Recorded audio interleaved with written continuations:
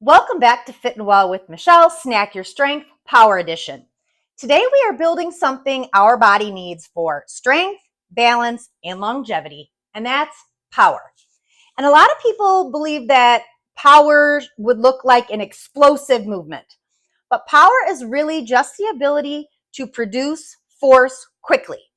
And so that matters when you are going to stand up, when you're going to climb stairs, when you catch yourself, when you trip over something, or just move fast enough to prevent a fall. And here's the important part. Power is built on top of strength, which means before we move quickly, we need to move well. So level 1 is always stabilization. Today's movement is a squat hold. So we're going to start, I'm actually going to turn away from the camera so you can see a side view. So we're going to sit back, and I'm going to make sure that my chest is tall and my knees are aligned over my middle toes. And we're going to hold right here. Okay? This is an isometric hold. And isometric holds build joint stability and awareness. And it really helps your nervous system start to learn where your body is and how to control it. So for the squat hold, we're going to hold this for 20 to 30 seconds and do that for 2 rounds. Okay, level 2 is always strength, and this movement is a controlled dumbbell squat. So now we're getting ready to build strength. So I'm going to grab my dumbbells. I'm going to turn away again just so you can see the side view.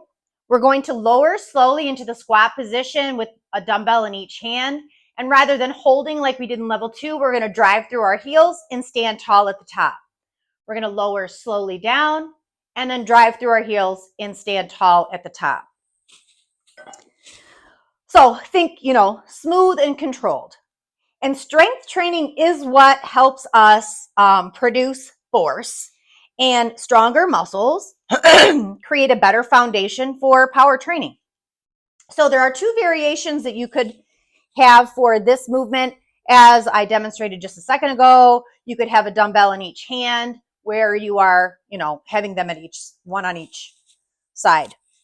Or you can do a goblet squat and same movement, lower down, drive up through your heels. So just total preference on your part. For me, I would probably do one in each hand. That way I could have a heavier amount of weight. So for this movement, we want to do 8 to 12 squats, 2 to 3 sets. Okay, level 3, it's always power. And this movement is the mini squat jump. So now we're going to add some speed. So it's a very small movement, a soft landing, a quick push through the floor. It's not a huge jump. So we're going to squat like we have been in level 2 and level 1, and we're going to push through the floor. And so very light, very smooth, very controlled.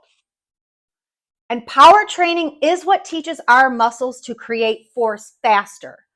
And that's especially important as we age, because we've already talked about how our fast twitch muscle fibers decline as the older we get. And those muscle fibers are what we need to help us react quickly, move efficiently, and really just stay capable. So if leaving the ground doesn't feel comfortable or you're not ready for that, stay with the dumbbell squats that we did in level 2. So again, we're going to do 5 to 8 squat jumps. We're going to rest 30 to 45 seconds in between and do 2 sets. And power is not about looking athletic. It's about staying capable in real life. And capable bodies need both strength and speed.